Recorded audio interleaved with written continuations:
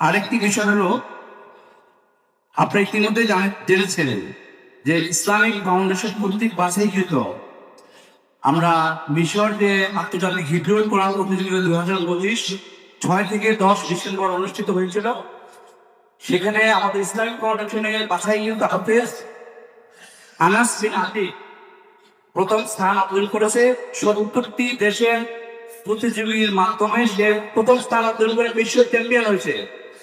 আমরা বলি আলহামদুলিল্লাহ, আমরা এই প্রতিযোগীকে আজকে তারা রাতেই বিমানবন্দরে নেমেছে।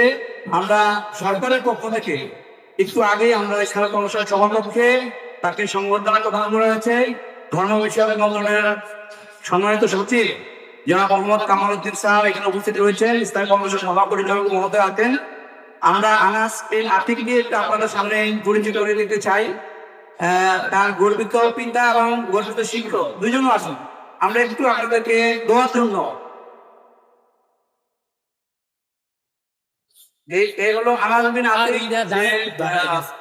বিশ্ব চ্যাম্পিয়ন হচ্ছে আমরা অনুরোধ জানাবো কেউ ছবি তুলবেন না। ছবি মহান আল্লাহর দরবারে করা হয়ে গিয়েছে, ছবি তোলার প্রয়োজন নেই। তাহলে আমরা জাতির পক্ষ থেকে এবং ধর্ম বিষয়ক মন্ত্রণালয়ের পক্ষ থেকে, ইসলামিক ফাউন্ডেশনের পক্ষ থেকে, আপনাদের সকলের পক্ষ থেকে তাদেরকে আন্তরিক অভিনন্দন জানাই এবং মোবারকবাদ জানাই। এ পর্যায়ে আমরা দুজন মুরব্বীকে বসতে পড়ি।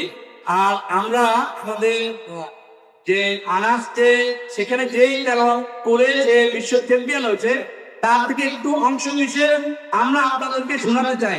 আপনারা কি বলেন? ভাই একটু বসে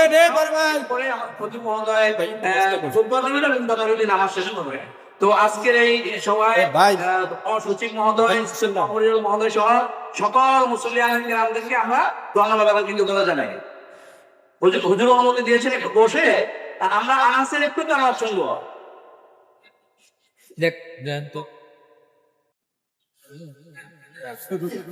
السلام عليكم ورحمة الله وبركاته.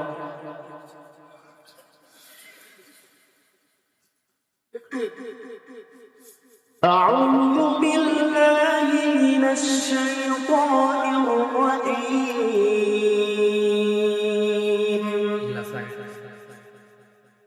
بسم الله الرحمن الرحيم.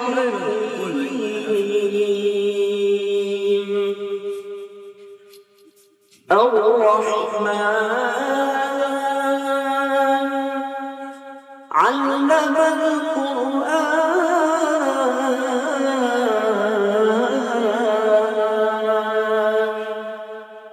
خلق الإنسان علمه البيان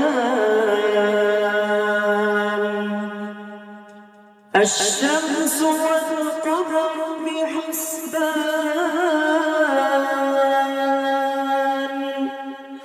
والنجم والشجر يسجدان والسماء رفعها ووضع الميزان ألا تطغوا في الميزان وأقيموا الوزن بالقسط ولا تخسروا الميزان والأرض وضعها للأنام فيها فاكهة والنخل ذات الأكمام